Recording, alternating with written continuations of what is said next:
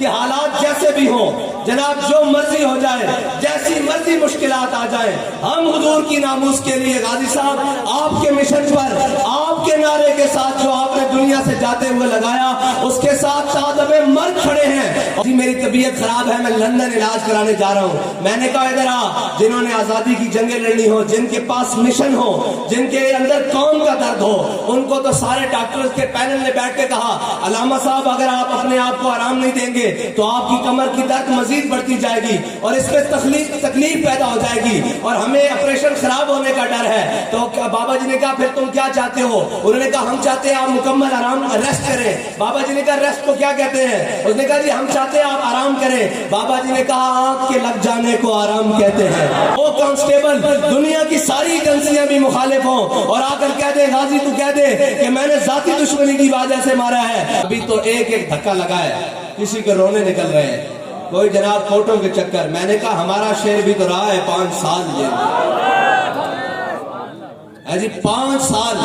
اور کسی نے جناب سنا بھی نہیں، بلکہ بعد میں جو تصاویر اور ویڈیوز آئیں ان میں بھی جناب مسکرا کر غازی صاحب کیا کہہ رہے ہیں کہ ممتاز حسین قادری حضور کی ناموس رسالت کے لیے ہمیشہ پرعزم ہے اور ہمیشہ رہے گا۔ یعنی جان دے دی، جان دی، اور کسی ایک حرف سے بھی واپس نہیں لیا۔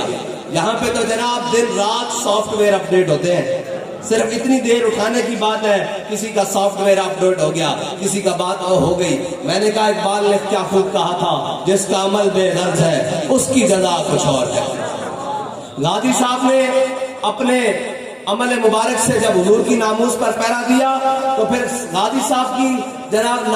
ناموس رسالت کے ساتھ ساتھ غازی صاحب کے اس دن جس دن غازی صاحب نے اس ملعون کو واصل جہنم کیا تھا، پھر غازی صاحب کے چاہنے والوں نے غازی صاحب کے بعد بھی شمع نہیں جلنے دی۔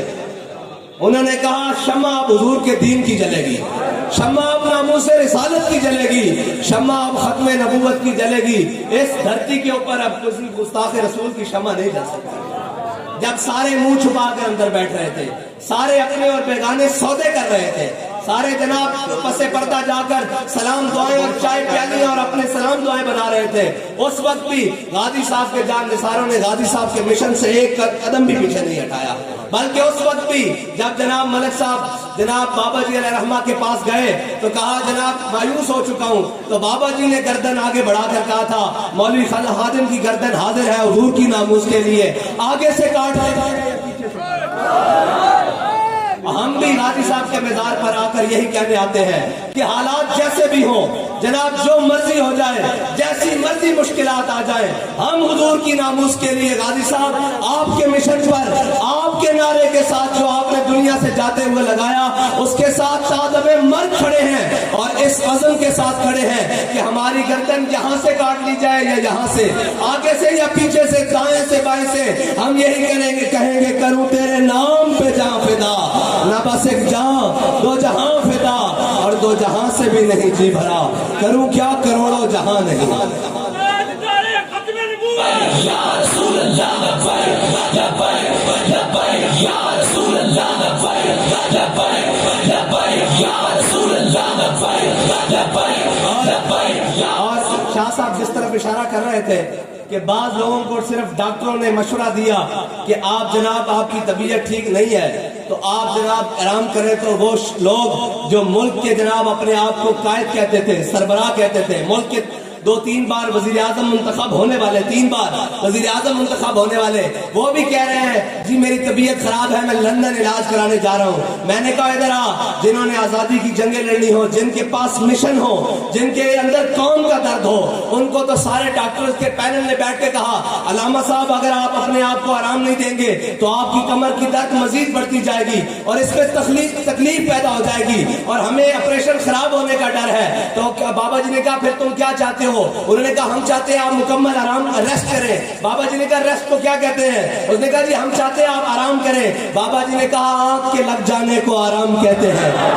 آنکھ کے لگ جانے کو آرام کہتے ہیں، جب سے آنکھ لگی ہے مجھے آرام نہیں۔ یا رسول اللہ لبیک لبیک لبیک، یا رسول اللہ لبیک لبیک لبیک، یا رسول اللہ۔ حضور سید عالم صلی اللہ علیہ وسلم عاشقان اوز خوباں خوب تر،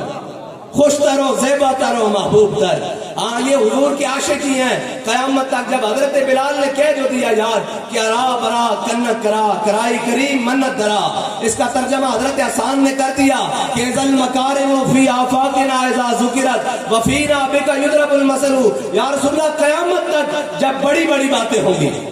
بڑی بڑی کرپشن کی باتیں نہیں، جب بڑی بڑی دلیری کی باتیں ہوں گی، جب بڑی بڑی ریاست چلانے کی باتیں ہوں گی، جب عدل کی بات ہوگی، جب حکومت کی بات ہوگی، جب دلیری کی بات ہوگی، جب احسان کی بات ہوگی، جب منصف کی بات ہوگی، جب سچائی کی بات ہوگی، جب صداقت کی بات ہوگی، یا رسول اللہ آپ کی غلامت سے، آپ کی برکت سے آپ کے غلاموں کو قیامت تک پیش کیا جائے گا. اور جب کرپشن کی بات ہوگی، جب دو نمبری کی بات ہوگی، جب جناب بزدلی کی بات ہوگی، مداہنت کی بات ہوگی، پھر کیا کیا جائے گا؟ پھر جو آپ کی ناموس پر کھڑے نہیں ہو سکتے، جو آپ کے دین کے ساتھ کھڑے نہیں ہو سکتے، جو آپ کی امت کا بھلا نہیں چاہتے، جب بھی بات ہوگی ان کی بات ہوگی. لیکن کسی بھی حضور کے غلام کی یہ بات نہیں ہوگی کہ اس نے حضور کے دین کے جناب بدنامی کا سبب بنا ہے، بلکہ پھر تو یہ بات ہوگی کہ ہو کانسٹیبل، دنیا کی ساری ایجنسیاں بھی مخالف ہوں اور آ کر کہہ دے غازی تو کہہ دے کہ میں نے ذاتی دشمنی کی وجہ سے مارا ہے اور یہ کیا ہے وہ کیا ہے، تو غازی صاحب یہی کہیں میں نے اس لیے مارا ہے کہ یہ میرے آقا و مولا کا دشمن ہے اور ہمارا ایک ہی اعلان ہے کہ تیرے دشمن نال میری دشمنی تے میرا ہر سجن